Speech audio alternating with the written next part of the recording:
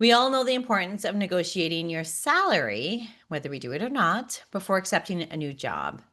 And you've heard the advice to know your worth and ask for what you deserve and all of that jazz.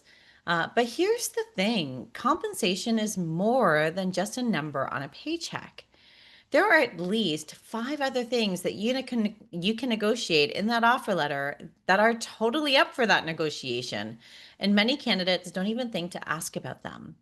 So I want to walk through each one with you today and give you a sample script that you can use so that you can ask and negotiate for these with confidence. See you on the other side.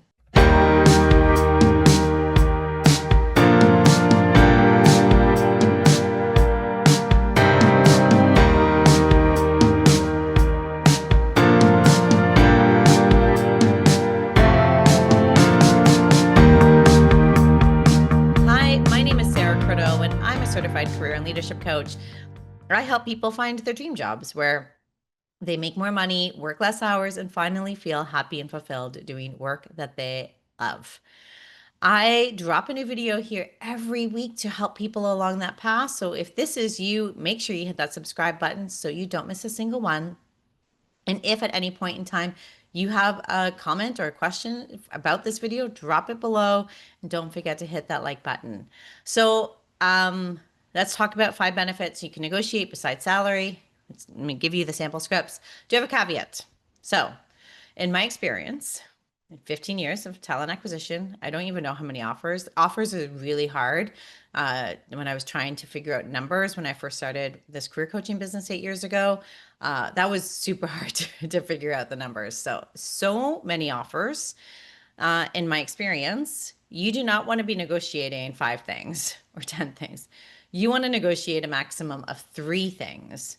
But sometimes they come in with a salary that you're really happy with. It is the salary the two of you discussed, or you and the company had discussed, and it is more than what you wanted, or you're very happy with it. It's exactly what they, or the max of their salary band. Or maybe there's the salary piece and there's a couple of other things you want to negotiate.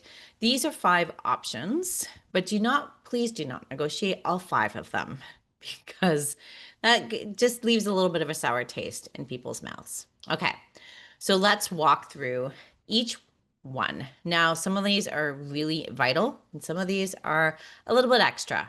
So the first is kind of a vital one. It's the flexible hours. So one of the most overlooked pieces of a job offer is like the working hours. Now, this is important because what if you're a morning person or like a night owl?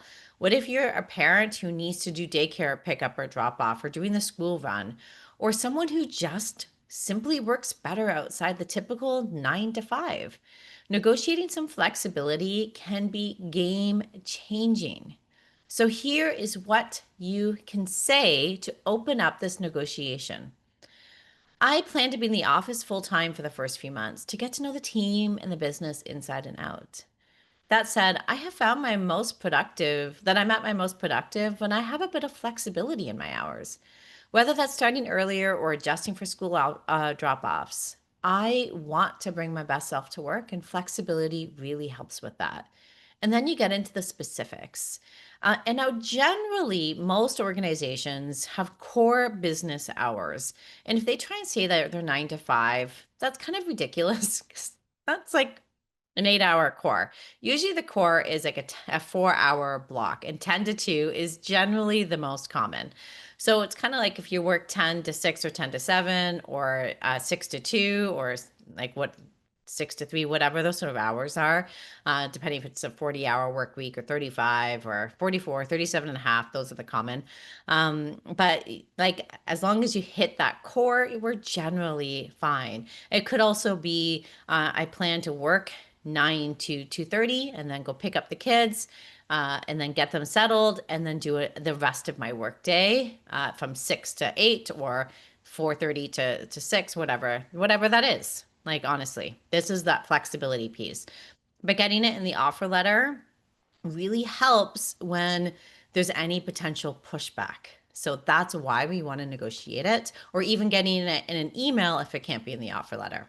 Okay, so flexible hours, number one. Number two is vacation time. Let's be real. Vacation is important. We want a vacation. We want an ample amount of it. Now, I do want to tell you, vacation is actually one of the hardest things to negotiate. And that is because internal policies and precedents and optics makes it very tricky. Salary you can hide, bonus you can hide, even like flexible work hours can be hidden a little bit. But vacation time is much harder to hide from everybody. So it can be tricky, but it doesn't mean you should not negotiate. I find the best way is to match around a current vacation time, or if you have 2 weeks and you want 3 weeks, you can just say 3 weeks has become standard. And so I was looking for 3 weeks, and that would be the teeny tiny script from there. But matching current vacation time is, especially if it's more than the new offer, obviously, is probably the way to go. So, what to say? Here's the sample script.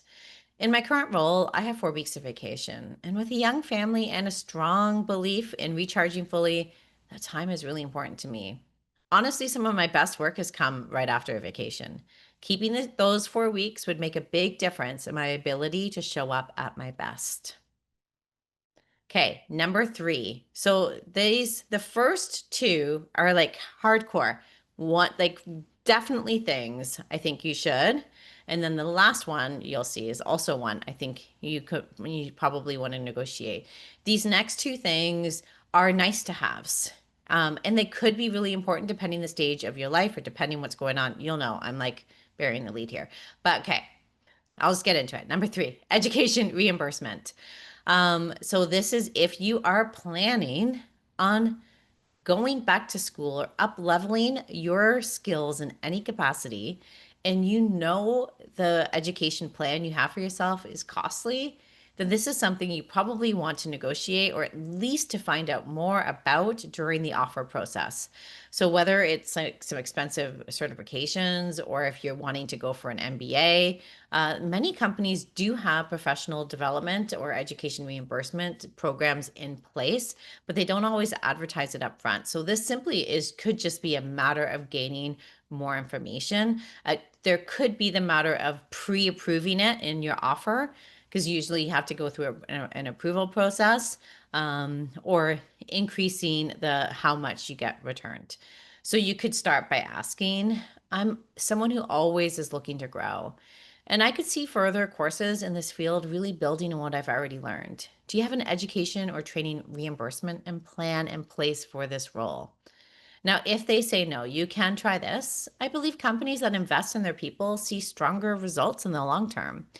Reimbursement for tuition or training shows you're setting employees up for success, not just now, but in the future. And I'd love to be a part of that kind of culture. Are there any plans to create a program, or are there any other departments in the organization that have a program? And you notice I'm kind of trying to stay curious. But that is how I would deal with education reimbursement so that you can get pre approved or know that you can take those courses and get paid for them or not have to pay the incredible amounts that tuition can be. Okay, the fourth thing that you can negotiate, and again, this could be a nice to have, is membership dues and industry fees. So this one's sneaky but valuable. Professional membership fees can cost you hundreds or even thousands per year, especially when you're in industries like human resources and finance, engineering. Like those have some pretty expensive, and now many careers have these. And oftentimes in the offer letter, we don't know what it is. So again, it could just be asking for information. But if they do not have the standard of approving them, and it's different by department. So in many organizations, they will cover a percentage or all of your HR fees and even your conference fees. But it doesn't always happen in engineering because they kind of expect you as a professional engineer to just be paying for it. Some do, some don't. So this is definitely something that you can be negotiating. And this is what you would say. Staying active in my professional association helps me stay current with the latest trends and policies, which ultimately benefits the company. In this role, I believe being plugged into the industry will be critical to success. So I'd like to have my annual dues and fees covered as part of the offer. So that's how I would cover that one. Okay, the fifth benefit that you can negotiate besides salary, I've saved one of the most key ones, especially right now, for last. And this is working from home. So this is the like elephant in the room right now, remote work. As organizations are bringing people back into the office at an extremely high rate, and we're talking like 3 to 4 days a week or 4 days a week, 5 days a week, like it's happening a lot. And this, it depends on, a little bit on your location. So Toronto friends, I know you're here because this is really happening in Toronto. Very like almost feels forceful. Does it feel forceful to anyone else? Because commuting alone can eat up hours of your week and thousands of dollars, so much money. And hello, GTA has some of the worst commuting standards. Just insane. So negotiating work from home days can protect your energy and boost your focus while saving your sanity and your bank account. So here is what you can say. And I actually developed this sample script is something I've been using way before COVID. So back when working remotely, there's hybrid work. Like what was that? Like this was not a thing. Working from home was not a thing. This is the script that we used to get people working a few days a week from home when it was 5 days was the standard of being in. And it holds up, still works. So during the first 3 to 6 months, I think it's essential to be in the office to build relationships and really learn the business. But after that ramp up, I'd love to have the option to work from home a couple of days a week. The time saved on commuting would mean more focus and energy for my work. I'd even be open to desk share if that helps with office space. So it's really that business plan. I have a whole article, or I do have an article, but I also have a whole video on how to ask to work from home. Go watch that. Um, Now, I do want you to remember a job offer is just a starting point. It's not the finish line. So if you get it and there is some things you want to negotiate, you can, and these scripts can help you. So just to recap the 5 benefits that I think you should look at when you're thinking about a job offer to see if it makes sense for you to negotiate are flexible work hours, vacation time, um, education reimbursement, professional fees and industry fees or dues, and then last, the ability to work from home. Because again, it's money is important, but it's not just about money. The right benefits completely change how we feel about the company, how energized we are, how supported we feel, and how successful you are in the role. So go ahead, negotiate up to 3 things, ask for what you need, and show them why investing in you is a smart move. Now, if you found this video helpful, don't forget to like, subscribe, and share with a friend who also needs to hear this, who's out job hunting, who wants to negotiate their offer. And then tell me in the comments, what is something you regret not negotiating for in your last job offer, and how are you going to change it this next time? Okay, take care. I'll see you again soon. Have a great day. Bye. If you liked this video, then I invite you to join me in the Find Your Dream Job program, where you work less, make more money, and finally feel fulfilled doing work that you love. Find out more at www.saracurto.ca/CYLA. See you there.